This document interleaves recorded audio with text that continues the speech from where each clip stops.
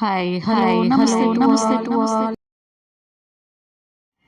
ఈరోజు మా ఊళ్ళో జరిగే ఒక విశేషాన్ని మీ ముందుకు తెచ్చేసానండి. ఏంటనుకుంటున్నారా? మా ఊళ్ళో జరిగే వెంకటేశ్వర స్వామి ఊరేగింపండి. ప్రతి శనివారం జరుగుతుంది ఈ ఊరేగింపు.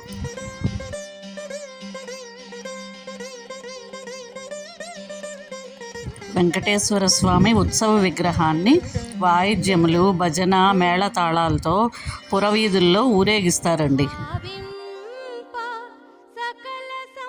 అదేనండి వెంకటేశ్వర స్వామి రథయాత్ర నిర్వహిస్తారు.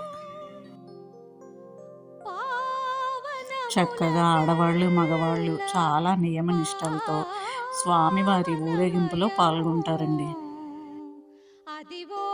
ఈ గుడిలో ప్రధాన అర్చకులు కూడా పుర ప్రజలు ఇచ్చిన పళ్ళు, పువ్వులు అన్నీ నైవేద్యాలు పెట్టి హారతులు ఇచ్చి చక్కగా పుర ప్రజలకి తీర్థ ప్రసాదాలు పంచుతూ ఉంటారండి. అలా వెళుతూనే ఉంటుంది ఊరేగింపు మొత్తం పురవీధుల్లో.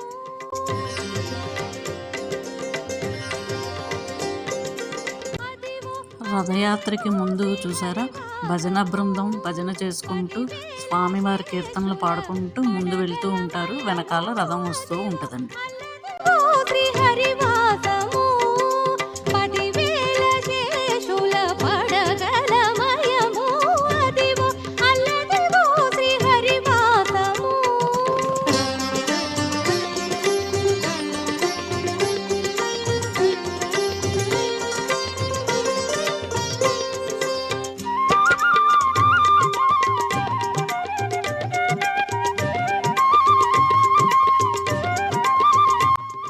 ఈ రథయాత్ర పురవీధుల్లో మెయిన్ మార్కెట్లోంచి వెళ్తూ ఉంటుందండి.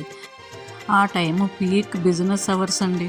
షాప్స్లో వాళ్ళు బిజినెస్ చేయడంలో బిజీగా ఉంటారు. కానీ స్వామివారి రథయాత్ర వస్తుందంటే అందరూ షాపుల్లోంచి బయటకు వచ్చి చక్కగా దర్శనాలు చేసుకొని తీర్థప్రసాదాలు తీసుకుని చాలా హ్యాపీగా సంతృప్తిగా వెళ్తారండి దర్శనం చేసుకొని.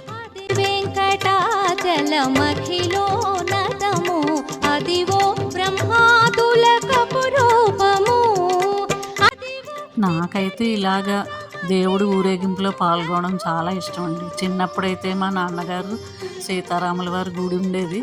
ఆ రథయాత్రలో మా నాన్నగారితో పాటు నగర సంకీర్తన అవి పాల్గొనేదాన్నండి. చిన్నప్పటి నుంచి అలవాటు ఉంది. కానీ ఇప్పుడు బిజీ లైఫ్ అయిపోయి గుడికి వెళ్ళడమే చాలా కష్టంగా వెళ్ళవలసి వస్తుందండి.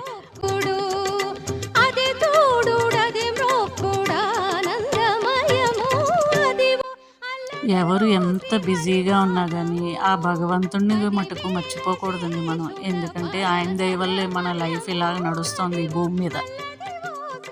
మనమందరం ఆయుర ఆరోగ్య ఐశ్వర్యాలతో ఉండాలంటే ఆ భగవంతుడి కటాక్షం, కృప అన్నీ ఉండాలండి మన మీద ఎప్పుడు.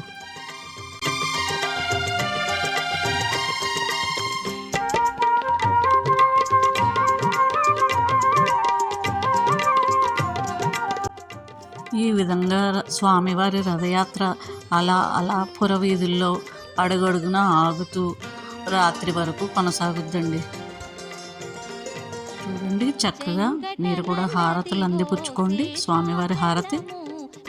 ఈ రోజైతే నేను ఆఫీస్ నుండి ఇంటికి వెళ్ళే దారిలో కొంచెం లేట్ అయింది. అందుకని ఈ రథయాత్రని దర్శించుకున్నానండి. నా అదృష్టంగా భావిస్తున్నాను. ఇక్కడ ఒక విశేషం గమనించారా? ఈ భజన చేసేవాళ్ళు, రథయాత్రలో పాల్గొన్న వాళ్ళు చెప్పులు ధరించకూడదండి. అంత నిష్టగాను రోడ్డు మీద నడుస్తున్నా కానీ చెప్పులు లేకుండా నడుస్తారు.